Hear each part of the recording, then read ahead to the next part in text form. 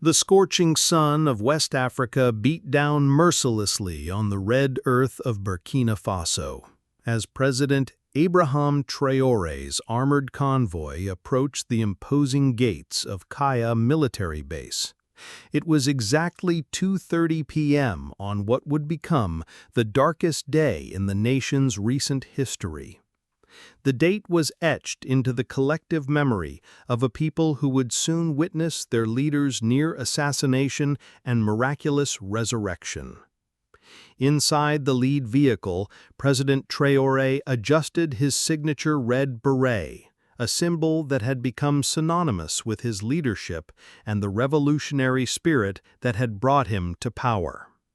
At 35, he was one of Africa's youngest heads of state, a former military officer who had risen through the ranks not through political connections, but through genuine dedication to his country's sovereignty and the welfare of his people. "Mr. President," said Security Chief Mamadou, his most trusted aide and childhood friend, "the base commander reports everything is ready for your inspection." Mamadou, known simply as Madou to those closest to him, had served alongside Traoré since their days as young lieutenants. His weathered face bore the scars of multiple tours in the Sahel, fighting against terrorist insurgents who threatened the stability of the region. Traoré nodded, his dark eyes scanning the horizon. The Kaya base was strategically important. It housed some of the country's most advanced military equipment and served as a training ground for elite forces. Today's visit was meant to inspect newly arrived Russian military hardware, part of a controversial arms deal that had drawn criticism from Western allies, but which Traoré believed was essential for his country's defense. "Mr. President," said Security Chief Mamadou, his most trusted aide and childhood friend, "the base commander reports everything is ready for your inspection." Mamadou, known simply as Madou to those closest to him, had served alongside Traoré since their days as young lieutenants. His weathered face bore the scars of multiple tours in the Sahel, fighting against terrorist insurgents who threatened the stability of the region. Traoré nodded, his dark eyes scanning the horizon. The Kaya base was strategically important. It housed some of the country's most advanced military equipment and served as a training ground for elite forces. Today's visit was meant to inspect newly arrived Russian military hardware, part of a controversial arms deal that had drawn criticism from Western allies, but which Traoré believed was essential for his country's defense. "Tell me, Madou," Traoré said, his voice carrying the weight of recent concerns. "What do you make of the reports from intelligence about foreign interference in our military?" Mamadou's expression darkened. Over the past months, there had been whispers, fragments of intercepted communications, unusual financial transactions involving military personnel, and reports of secret meetings between certain officers and foreign nationals. "Sir, I believe we have reason for concern. The patterns suggest a coordinated effort to infiltrate our command structure." The convoy slowed as they approached the base's main checkpoint. Through the bulletproof windows, they could see hundreds of soldiers standing in perfect formation, their uniforms immaculate under the blazing sun. Everything appeared normal, disciplined, and professional, but for Mamadou, something felt wrong. As the vehicles came to a complete stop, General Yakuba Topsoba emerged from the crowd of officers. At 52, Topsoba was a veteran of multiple conflicts and had served under 3 different presidents. His service record was exemplary, his loyalty seemingly unquestionable. He approached the presidential vehicle with a crisp salute, his ceremonial uniform decorated with ribbons and medals earned over decades of service. "Mr. President," Tapsoba said, as Traoré stepped out of the vehicle. "Welcome to Kaya Base. The men have been preparing for weeks for your visit." Traoré returned the salute and surveyed the assembled troops. 500 soldiers stood in perfect alignment, their weapons gleaming, their faces stoic under the African sun. "They look sharp, General. You've done excellent work preparing them." "Thank you, sir. We take great pride in maintaining the highest standards," Tapsoba replied. But there was something in his tone, a subtle undercurrent that Mamadou couldn't quite identify. As they began their tour of the facility, Mamadou fell into step behind the president, his trained eyes constantly scanning their surroundings. The silence among the troops was what bothered him most. In his experience, when soldiers were genuinely excited about a presidential visit, there was usually an undercurrent of energy, whispered conversations, barely contained smiles. Here there was nothing but stone-faced discipline. "Sir," Mamadou whispered, moving closer to Traoré, "something ain't right here." Traoré glanced at his security chief. "What do you mean?" "Look at the men, really look at them. No one's smiling, no one's relaxed. This feels staged." The president's eyes swept over the formation again. Mamadou was right. The soldiers looked more like actors playing roles than genuine military personnel excited about their commander-in-chief's visit. Their posture was too perfect, their expressions too controlled. "It's a formal occasion, Madou. Perhaps they're just being extra professional," Traoré suggested, though doubt was beginning to creep into his voice. "No, sir. I've been to dozens of these inspections. This is different. This is theater." Their first stop was the weapons depot, a massive concrete structure that housed the base's most sensitive military equipment. General Tapsoba led them personally through the heavy steel doors, his boots echoing against the metal flooring with each confident step. "These just arrived from Moscow last month," Tapsoba announced, gesturing toward rows of sophisticated assault rifles and anti-terrorist equipment. "Top-tier technology that will give our forces a significant advantage in counter-insurgency operations." President Traoré nodded approvingly as he examined one of the sleek rifles. The weapon was indeed impressive, lightweight yet durable, with advanced targeting systems that would be invaluable in the harsh conditions of the Sahel. "Excellent. Our troops deserve the best equipment available. The security of our nation depends on it." But while the president focused on the weapons, Mamadou's attention was drawn to something far more concerning. In the far corner of the depot, approximately 20 soldiers stood clustered together, their positioning too deliberate, their stillness too pronounced. Unlike the formations outside, these men weren't part of any ceremonial display. They were simply waiting. "General," Traoré asked, his voice carrying a note of curiosity, "why are there so many soldiers inside the depot? Isn't this supposed to be a restricted area?" Tapsoba didn't miss a beat. "Extra security, Mr. President. Given the sensitive nature of the equipment and your presence, I felt it prudent to have additional personnel on hand." The explanation sounded reasonable, but Mamadou's instincts were screaming warnings. His hand moved subtly toward his sidearm as he continued to observe the 20 men in the corner. Something about their positioning suggested they weren't there for protection, they were there for action. "Sir," Mamadou said, his voice tight with urgency, "we need to leave. Now." Traoré turned toward his security chief, confusion evident in his expression. "What are you talking about? We just got here." Before Mamadou could respond, a sound that would haunt survivors for years to come echoed through the depot. Clank. The massive steel door slammed shut behind them with the finality of a coffin lid. The sound reverberated through the space, and in that instant, everyone in the room understood that something had gone terribly wrong. President Traoré's heart began to race as the reality of their situation became clear.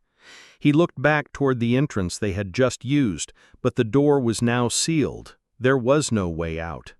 The 20 soldiers in the corner began to move with practiced precision. They weren't running or shouting, they were executing a carefully rehearsed plan. Each man raised his weapon with the fluid motion of extensive training, their faces now covered by black tactical masks that had appeared from nowhere. "Hands up!" the lead soldier barked, his voice muffled but unmistakably authoritative. President Traoré stood frozen, his mind struggling to process what was happening. This couldn't be real. These were his soldiers, men who had sworn an oath to protect the Constitution and defend the nation. How could they be pointing weapons at their own president? Mamadou, however, didn't hesitate. His weapon was drawn in a flash, muscle memory from decades of training taking over. "Back off! I'm protecting the president of Burkina Faso!" But even as he shouted the warning, Mamadou knew they were outnumbered and outmaneuvered. 20 rifles against one sidearm was not a fight he could win, but it was a fight he was prepared to die in. The response was immediate and brutal. 3 shots rang out in rapid succession, sharp, deafening cracks that seemed to tear through the very fabric of reality. Bam! Bam! Bam! The bullets found their mark with devastating precision. Mamadou jerked as the projectiles tore into his chest and abdomen, his body armor unable to stop the high-velocity rounds at such close range.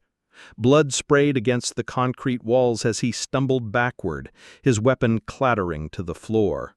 "Mamadou!" President Traoré screamed, dropping to his knees beside his fallen friend. Mamadou's eyes found the president's face, and even as his life ebbed away, his expression remained calm and determined.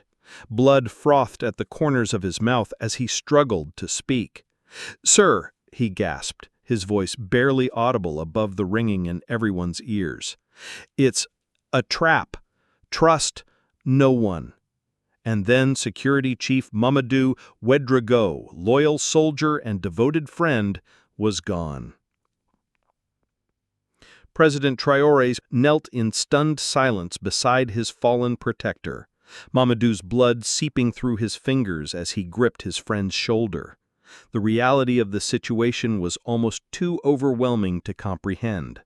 The man who had shared his childhood, who had stood by his side through military coups and political upheavals, who had sworn to protect him with his life, had done exactly that. A rifle barrel pressed against Traoré's temple, cold metal against heated skin. The masked soldier's voice was steady, almost casual. "On your knees, Mr. President." But Traoré's attention wasn't focused on the weapon or the man holding it. His eyes were fixed on the one person in the room who seemed completely unaffected by the violence that had just erupted. General Tapsoba stood calmly in the corner, his expression neither shocked nor concerned, just watchful. "You," Traoré whispered, rising slowly despite the rifle pointed at his head. "You knew this was going to happen." Tapsoba stepped forward, walking past Mamadou's body with the same casual confidence he had shown throughout the tour. "Of course I knew," he said, his voice steady and matter-of-fact. "I planned it." The words hit Traoré like a physical blow. "Why?" he demanded, his voice cracking with a mixture of rage and disbelief. "For the good of our region," Tapsoba replied, his tone carrying no trace of remorse or uncertainty. "You've been leading this country down a dangerous path, Mr. President. Your deals with Russia, your partnerships with China, your growing closeness to Iran, your vocal support for Palestine, these are not the choices of a wise leader. These are the actions of a reckless idealist who doesn't understand how the modern world actually works." Traoré stared at the general in disbelief. You would commit treason for that? You would murder your own president because of foreign policy decisions? Tapsoba's expression hardened. You turned your back on the West, on the alliances that have kept this region stable for decades. The world runs on power, not sentiment. Israel helped me understand the truth. Mossad showed me intelligence that you never saw. Intelligence that proves your new alliances will bring nothing but war and instability to our doorstep. You sold your soul, Traoré said, his voice trembling with fury. No, Tapsoba snapped, his composure finally cracking slightly. I saved it. Your anti-Israel stance, your Pan-African dreams, your rhetoric about Western imperialism, you were dragging us into international isolation. The Americans and Europeans were losing patience. Economic sanctions were being discussed. Military aid was being reconsidered. I couldn't let you destroy everything we've built. President Traoré stepped forward, ignoring the weapons still trained on him. I chose independence. I chose the right of our people to make their own decisions about their future. And for that, you decided I should die? Tapsoba exhaled slowly. It was never personal, Ibrahim. I've known you since you were a captain. But sometimes personal feelings must be set aside for the greater good. There is no greater good in betrayal, Traoré replied, his voice now steady and strong. If I die here, I die with honor, but your name will be remembered alongside the other traitors who sold Africa to foreign masters.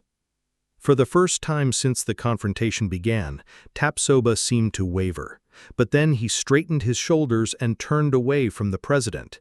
Finish it, he commanded the masked soldiers. The lead soldier raised his rifle, finger tightening on the trigger. Last chance, Mr. President. Get on your knees. Traoré looked down at Mamadou's body, at the blood of a true patriot staining the concrete floor. Never, he growled. Just as the soldier's finger began to squeeze the trigger, the entire world seemed to explode. Boom!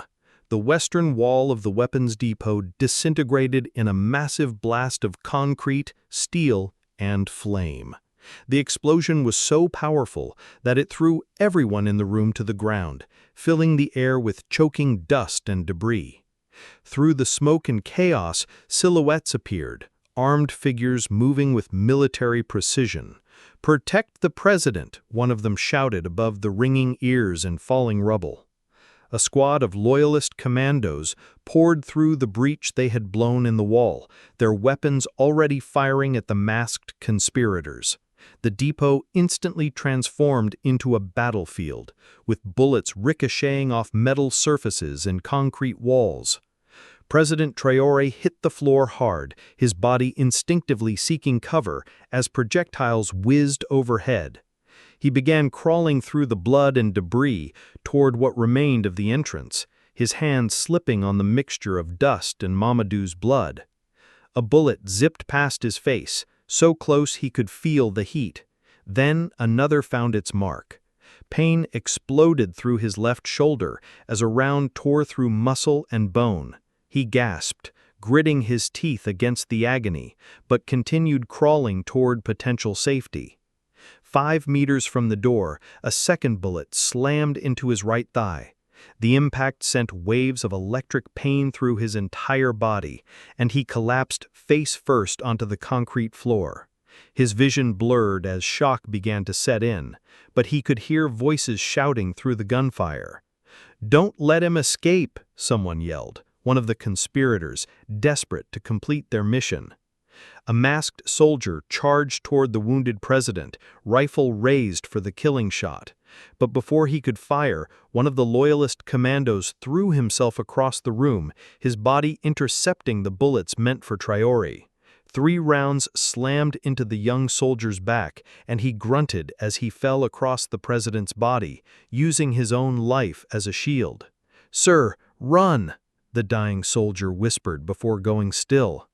Now covered in the blood of 2 loyal men, President Traoré summoned every ounce of strength remaining in his battered body.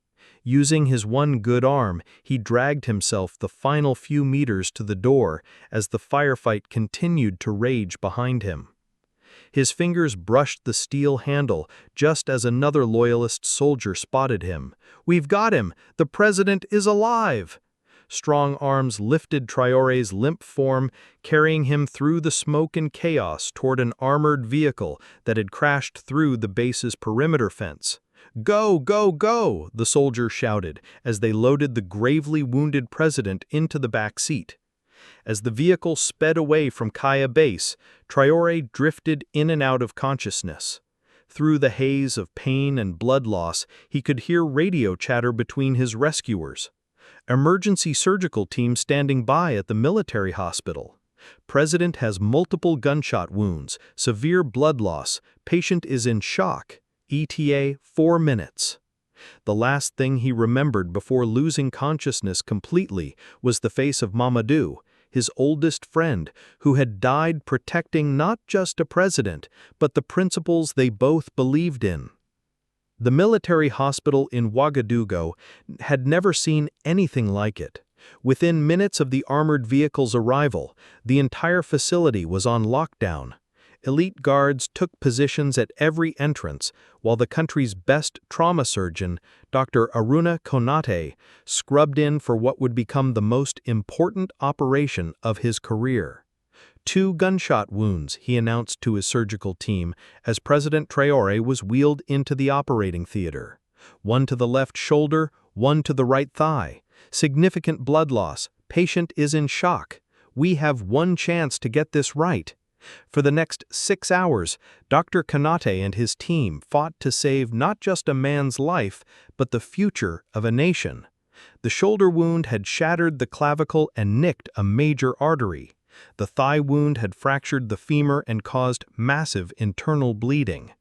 "Clamp that artery," Konate ordered, sweat dripping from his brow as he worked. "We're losing him." Outside the operating room, word of the assassination attempt had spread like wildfire. Crowds began gathering around the hospital, maintaining a vigil for their wounded leader. Children held handmade signs reading, "Stay strong, President Traoré." Women sang traditional songs of healing and protection. By the 6th hour of surgery, the bleeding had finally been controlled. The arterial damage was repaired, the bones were set, and the president's vital signs had stabilized. But he remained unconscious, his body in a deep state of shock from the trauma. Dr. Konate peeled off his surgical gloves and stepped into the hallway where Prime Minister Apollinaire Joachim Guillaume de Tombalea waited anxiously. "Doctor," the Prime Minister asked, his voice barely higher than a whisper. "He's alive," Konate replied, exhaustion evident in every word, but his condition remains critical. He lost a tremendous amount of blood. The next 24 hours will determine everything. "Will he recover fully?" Konate hesitated. "Physically, yes, with time and rehabilitation. But the psychological trauma, that's something only he can overcome." 3 days passed in tense silence. The crowds outside the hospital grew larger, with people traveling from across the country to maintain the vigil. Radio stations played continuous prayers and traditional music. The entire nation seemed to be holding its breath. On the 4th morning, a nurse named Aisha was adjusting the president's IV when she noticed something that made her heart skip.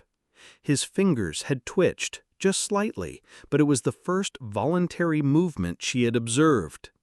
"Doctor!" she called out. "He's waking up!" Dr. Konate rushed into the room just as President Traoré's eyelids fluttered open. "Mr. President, can you hear me?" Traoré's lips moved, but no sound came at first. Then, in a hoarse whisper, Where am I?" "You're safe, sir. You're in the military hospital. You survived the attack." The president's eyes slowly focused, scanning the room before settling on the doctor's face. "Mamadou," he asked, though something in his expression suggested he already knew the answer. Dr. Konate's expression grew somber. "I'm sorry, sir. He died protecting you." Tears filled Traore's eyes as the full weight of his survival and the cost of that survival settled upon him. But then something changed in his expression. The grief was still there, but it was joined by something else: determination. "Then the job's not finished," he said, his voice gaining strength with each word. 2 weeks later, President Ibrahim Traoré was discharged from the military hospital. He emerged into the blazing Ouagadougou sun, supported by a steel leg brace and with his left arm in a sling, but his eyes burned with an intensity that no bullet could extinguish. The sight of their wounded but unbowed leader sent waves of emotion through the assembled crowd. This was not just a man who had survived an assassination attempt. This was a symbol of their nation's resilience in the face of foreign manipulation and internal betrayal. Back in the presidential compound, Traoré's office had been transformed into a war room. Maps covered every wall, files stacked on every surface, and secure communication equipment hummed quietly in the corners. The hunt for the truth was about to begin in earnest. The first breakthrough came within hours of his return to work. General Tapsoba had been captured at the Ghana border, attempting to flee the country in civilian clothes. His arrest had been swift and without incident. The man who had orchestrated a presidential assassination attempt had surrendered without a fight when confronted by loyal border guards. But Tapsoba's capture was just the beginning. A search of his personal effects and residences had yielded a treasure trove of incriminating evidence. Encrypted communication devices, bank records showing transfers from shell companies linked to foreign intelligence services, and most damning of all, detailed operational plans for something called Operation Sunrise. President Traoré read every document personally, his jaw tightening with each revelation. The conspiracy was far more extensive than anyone had imagined. Mossad assets had been embedded throughout the Sahelian military command structure for years, carefully cultivating relationships and identifying potential collaborators. "Call an emergency session of the National Security Council," Traoré ordered his chief of staff. "Everyone with a security clearance above confidential. And I mean everyone." The meeting that followed would go down in Burkina Faso history as the beginning of the Great Purge. President Traoré, still bearing visible scars from his ordeal, stood before the assembled military and intelligence leadership with a stack of documents that would shatter trust and rebuild it on firmer ground. "We have been infiltrated," he announced without preamble. "For years, foreign intelligence services have been recruiting our officers, our administrators, our trusted servants. The attack on my life was not an isolated incident. It was the culmination of a long-term operation to remove a leader who refused to submit to foreign control." He held up one of the captured documents. "This is a list of active assets within our government and military. Some of the names will shock you. Others perhaps will not be surprising at all." Defense Minister Kassoum Coulibaly shifted uncomfortably in his chair. "Mr. President, how can we be certain this intelligence is accurate? These could be fabrications designed to sow discord within our ranks." Traoré's eyes fixed on the defense minister with laser-like intensity. "An excellent question, Minister. Perhaps you can help us verify the accuracy of these documents, since your name appears on 17 different pages." The room fell silent as the implications sank in. The purge that followed was swift and comprehensive.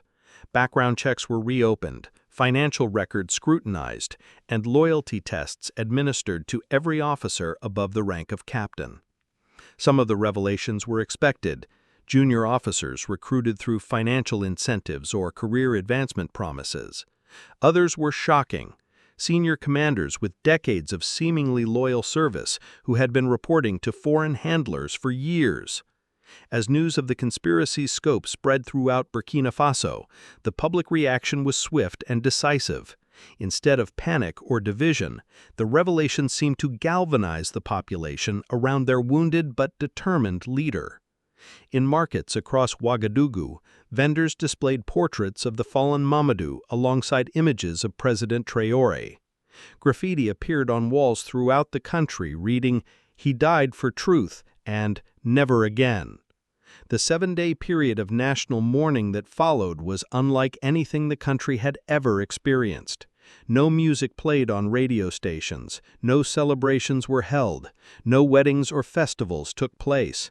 The entire nation paused to reflect on how close they had come to losing their independence to foreign manipulation and internal betrayal. On the final day of mourning, President Traoré made a private pilgrimage to the national cemetery. He asked for no press coverage, no official photographers, just one aide to help him navigate the uneven ground with his leg brace. Standing before Mamadou's grave, Traoré placed his friend's blood-stained beret on the marble headstone. "You gave your life for me," he whispered. "I will give mine for the truth." The reforms that followed were comprehensive and revolutionary. All foreign military cooperation agreements from the previous decade were subjected to review. Secret intelligence sharing pacts were either made public or canceled entirely. A new doctrine of military transparency was implemented, requiring all foreign contacts to be reported and approved. Most importantly, President Traoré established what he called the Council for National Sovereignty, a body comprising military leaders, judges, cybersecurity experts, and youth representatives tasked with identifying and eliminating foreign influence from all levels of government. "Burkina Faso has been infiltrated," he told the first meeting of the council. "But we are awake now, and when the people truly awaken to the threats against their sovereignty, there is no force powerful enough to put them back to sleep." The impact of Burkina Faso's awakening extended far beyond its borders. Across Africa, governments began asking uncomfortable questions about their own military and intelligence relationships with foreign powers. In Mali, President Assimi Goïta launched a comprehensive audit of all foreign military advisors and intelligence cooperation agreements. In Niger, similar investigations were begun. In Guinea, new protocols were established requiring full disclosure of any contacts between military personnel and foreign nationals. The African Union called an emergency session in Addis Ababa to address what they termed the crisis of sovereignty that was sweeping across the continent. When President Traoré rose to address the assembly, walking slowly but unaided to the podium, the hall fell silent. "My brothers and sisters," he began, his voice carrying clearly throughout the chamber, "I stand before you as a man who nearly died for his convictions. But more importantly, I stand before you as a leader who learned that our greatest enemies are not always those who attack us from outside our borders." He paused, letting his words sink in. "They are sometimes those who sleep in our own beds, who eat at our own tables, who wear our own uniforms.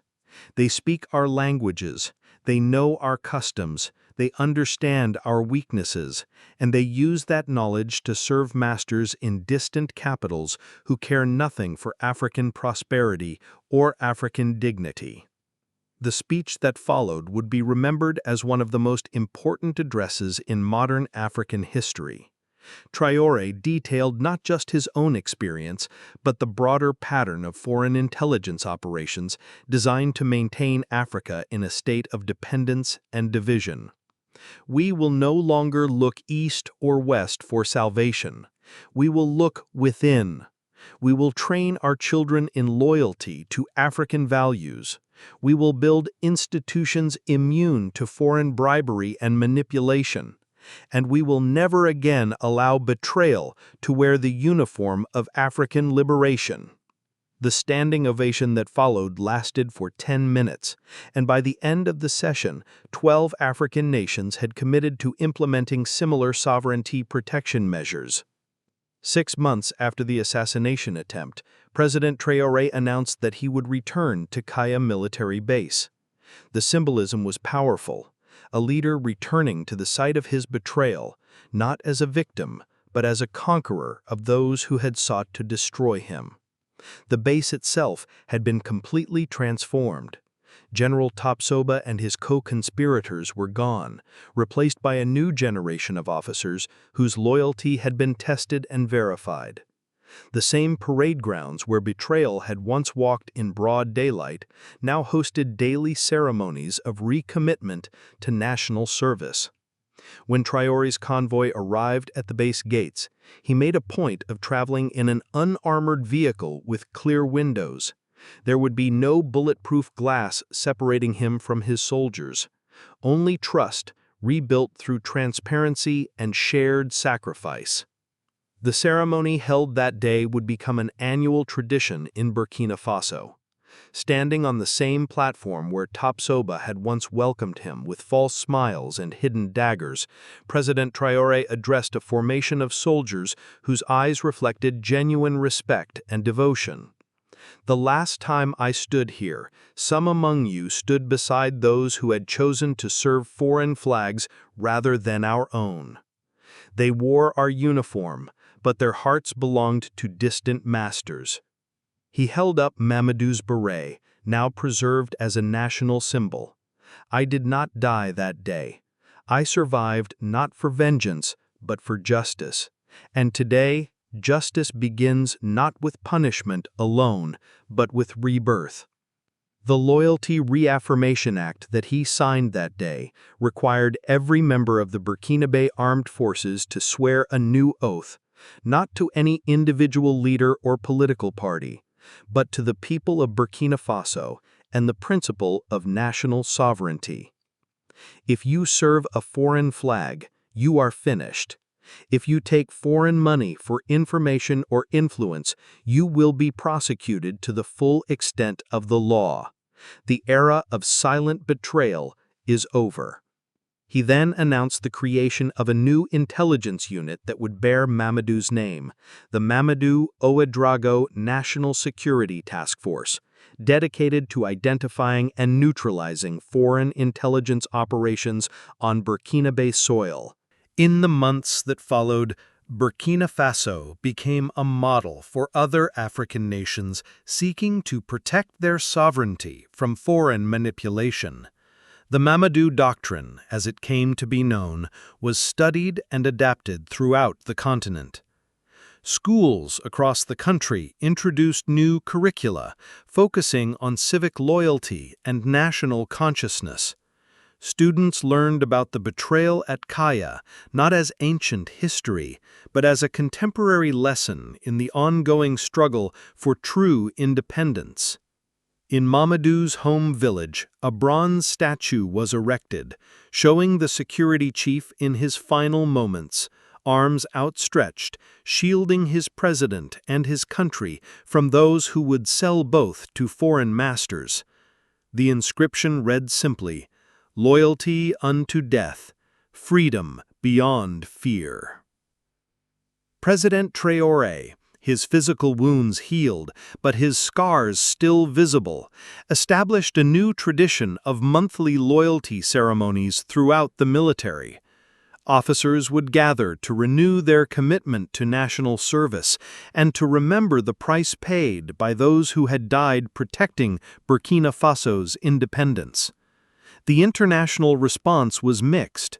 Some Western governments complained about the anti-foreign rhetoric and expressed concern about their reduced influence in the region.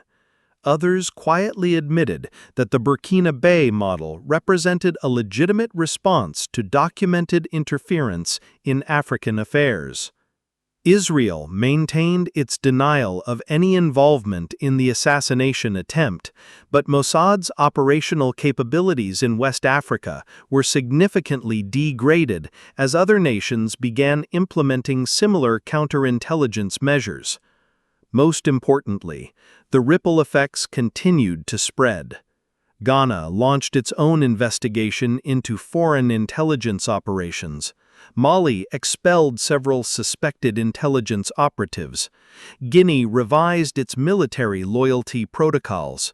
Across the Sahel, a new consciousness was emerging, one that recognized that true security required not just strong borders, but strong institutions immune to foreign manipulation. 2 years after the betrayal at Kaya, President Ibrahim Traoré stood once again on the observation deck overlooking the military base. His leg no longer required a brace, though he still walked with a slight limp. The scar on his temple had faded, but remained visible, a permanent reminder of how close his nation had come to losing its independence. Below him, young soldiers conducted their morning exercises with precision and enthusiasm. Their shouts filled the air with energy and purpose. But most importantly, their loyalty was no longer in question. The comprehensive vetting process, ongoing monitoring, and cultural transformation had created a military that truly served the people of Burkina Faso. The weapons depot where Mamadou had died had been converted into a memorial and training center. Young officers learned not just tactics and strategy, but the principles of loyalty, integrity, and national service. They studied the case of the Kaya conspiracy as a practical lesson in recognizing and resisting foreign manipulation. Dr. Konate, the surgeon who had saved Traoré's life, often visited the president for routine medical checkups. During one such visit, he observed, "You know, Mr. President, in medical terms, what happened to you was a trauma that should have broken you. Instead, it seems to have made you stronger." Traoré smiled, looking out the window toward the base where his friend had died and his own life had been forever changed. "Trauma either destroys you or transforms you, doctor. Mamadou's sacrifice transformed not just me, but our entire nation. We are no longer the same people who could be manipulated and betrayed from within." The betrayal at Kaya ended not with victory for foreign manipulation, but with the birth of a new African consciousness, one that understood that freedom was not given, but taken, and once taken, defended with eternal vigilance against all who would steal it away. 3 years after the assassination attempt, the world watched as the trials of the conspirators began in Ouagadougou's Supreme Court. General Yakuba Tapsoba, once decorated with honors and trusted with the nation's security, now sat in the defendant's chair, wearing simple prison clothes, his former glory stripped away like autumn leaves. The courtroom was packed beyond capacity. Families of loyal soldiers killed in the depot firefight sat in the front rows, their faces bearing the weight of loss, but also the hope of justice. International journalists filled the press section, their cameras capturing every moment of what many called the trial of the century for West Africa. President Traoré himself served as the primary witness, his testimony broadcast live across the continent. Walking slowly to the witness stand, his limp barely perceptible now, but his scars still visible, he carried with him a simple object that silenced the entire courtroom: Mamadou's blood-stained beret. "Your Honor," Traoré began, his voice steady and clear, "I come before this court not seeking vengeance but demanding truth. The man sitting in that chair betrayed not just his president, but every citizen of this nation. He sold our sovereignty to foreign masters for promises of power and bags of silver." The evidence presented over the following weeks painted a picture of systematic betrayal that stretched back nearly a decade. Bank records showed regular payments from shell companies linked to Israeli and American intelligence services. Encrypted communications revealed detailed reports on government decisions, military capabilities, and political vulnerabilities. Perhaps most damning were the recorded conversations between Tapsoba and his foreign handlers discussing the problem of President Traoré's independent foreign policy and the need for regime change in Burkina Faso. When Tapsoba finally took the stand in his own defense, his words shocked even his harshest critics.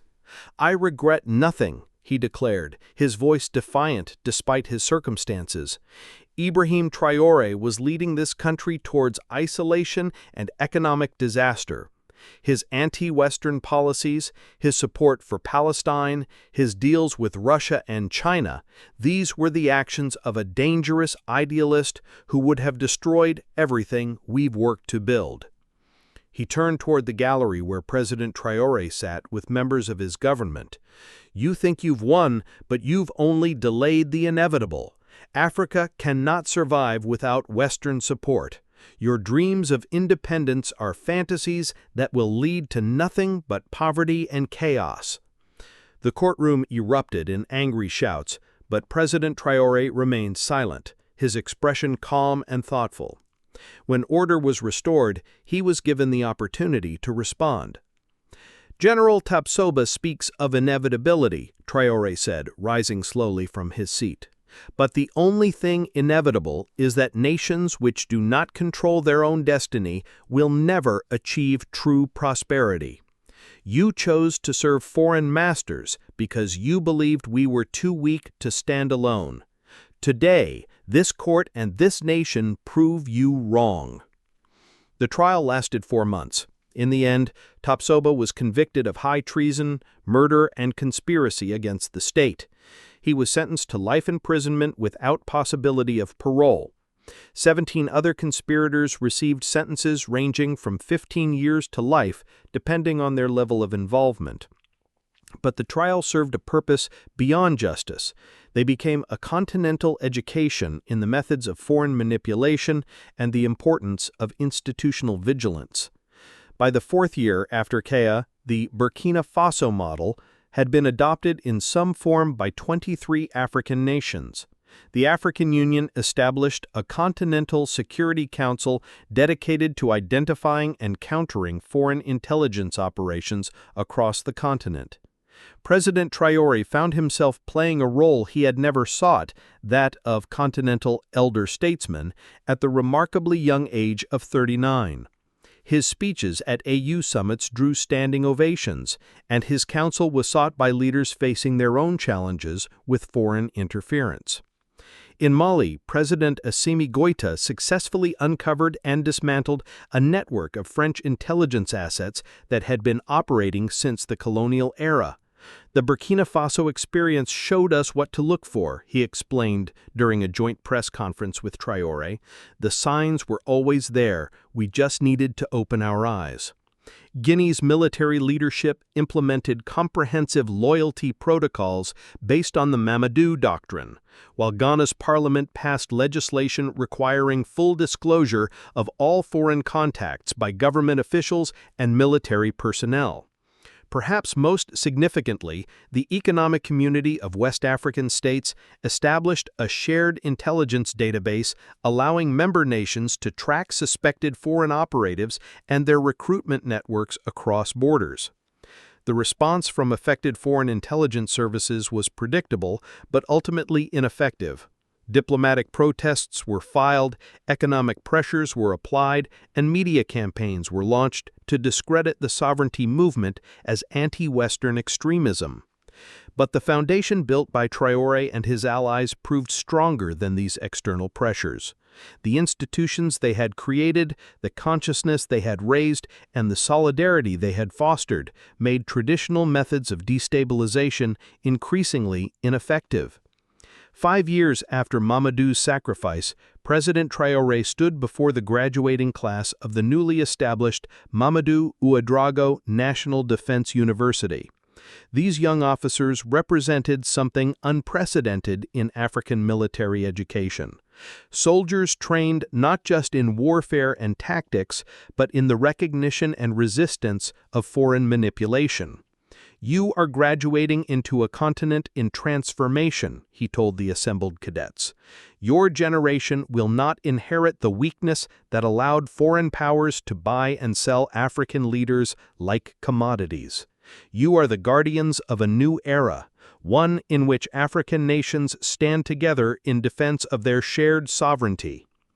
Among the graduates was Amina Ouedraogo, Mamadou's daughter, who had chosen to follow in her father's footsteps despite, or perhaps because of the price he had paid for his loyalty. Now 25 and commissioned as a lieutenant in military intelligence, she embodied the continuity between the old generation's sacrifice and the new generation's promise. "Lieutenant Ouedraogo," President Traoré said as he personally pinned her commission badge, "your father would be proud to see you carrying forward his legacy of service and sacrifice." "Thank you, Mr. President," she replied, her voice strong and clear. "I promise to honor his memory by protecting the sovereignty he died to preserve." The ceremony concluded with the recitation of the new military oath, words that had become sacred across much of Africa. "I swear by my honor and my life to defend the sovereignty of my nation and the dignity of the African continent. I will serve no foreign master, accept no foreign coin, and reveal no state secret to any enemy of African independence. I am a guardian of freedom, a defender of truth, and a child of Africa. So help me God." As the 6th anniversary of the Kea incident approached, President Traoré received an invitation that would have been unimaginable in the early days of his presidency, a request to address the United Nations General Assembly on the topic of national sovereignty in the modern era. The speech he delivered in New York became one of the most widely viewed UN addresses in history, translated into dozens of languages and studied in political science courses around the world. 6 years ago, he began, standing at the podium where so many world leaders had spoken before him. "I nearly died in a military depot in my own country, betrayed by men I trusted, men who had chosen to serve foreign interests rather than their own people. Today, I stand before you not as a victim of that betrayal, but as proof that nations can overcome any attempt to subvert their independence, if they have the courage to face the truth and the determination to act upon it." He spoke for 40 minutes without notes, his words carrying the weight of experience and the authority of survival. He detailed not just his own experience, but the broader pattern of foreign interference that had kept Africa divided and dependent for decades. "The age of proxy rule is ending," he declared as he neared his conclusion. "Across Africa, a new generation of leaders is rising. Leaders who understand that true partnership requires mutual respect, not subservience. We welcome cooperation with all nations, but we will accept domination from none." The applause that followed was unprecedented in its duration and intensity. Even representatives from nations whose intelligence services had been exposed by the Continental Security Initiatives found themselves clapping, recognizing the fundamental truth in Traoré's words. On the 7th anniversary of Mamadou's death, President Traoré made a pilgrimage that had become an annual tradition. But this time, he was not alone. Representatives from 18 African nations joined him at the Kaya Memorial, creating what observers called a continental moment of remembrance. The memorial itself had grown beyond a simple statue. It now encompassed an entire complex dedicated to the study of sovereignty and the resistance of foreign manipulation. The Mamadou Ouedraogo Institute for African Security Studies had become one of the continent's premier research institutions, attracting scholars and practitioners from around the world. Standing before the bronze figure of his fallen friend, President Traoré reflected on the journey that had brought them to this moment. "Mamadou, as he had every year since the attack, your sacrifice has borne fruit beyond anything we could have imagined, Africa is awakening, and your name will be remembered as long as free people resist the chains of foreign domination. The ceremony that followed included not just political leaders, but representatives of the thousands of young Africans who had chosen careers in intelligence, security, and governance specifically to continue the work that Mamadou had died for. They called themselves Mamadou's children, a generation raised on the belief that African problems required African solutions, protected by African vigilance. Dr. Aminata Traoré, now director of the Continental Early Warning System for Foreign Interference, delivered the keynote address. We gather here not just to mourn a fallen hero, but to celebrate the birth of a consciousness that foreign powers can no longer ignore or overcome. Every detected operation, every exposed network, every failed attempt at subversion is a victory for the principles Mamadou died defending. 10 years after the betrayal at Kaya, President Ibrahim Traoré announced that he would not seek re-election. At 45, he remained one of Africa's most respected leaders. But he had always believed that true democracy required peaceful transitions of power. His farewell address to the nation was delivered from the same spot where Mamadou had fallen, the former weapons depot, now transformed into the Hall of African Sovereignty. The symbolism was intentional and powerful. Where betrayal had once festered in darkness, now truth shined in brilliant light. "My fellow citizens," he began, his voice carrying the weight of a decade of transformation. "When I was shot in this very room 10 years ago, I thought I was dying for my political beliefs. I now understand that I was being reborn for something much greater, the cause of African independence in its truest form." He spoke of the institutions they had built, the consciousness they had raised, and the solidarity they had fostered. But most importantly, he spoke of the future, a future in which African nations would stand as equals among the community of nations, partners but never pawns in the global community. The flame that was lit by Mamadou's sacrifice will never be extinguished. It burns now in the hearts of a generation that refuses to accept that Africa must choose between poverty and subservience. It illuminates a path toward true prosperity, built on dignity, sovereignty, and continental unity. The presidential election that followed was won by Dr. Aminata Traoré, no relation to the outgoing president, a former professor of international relations who had helped design many of the institutional reforms that protected Burkina Faso's sovereignty.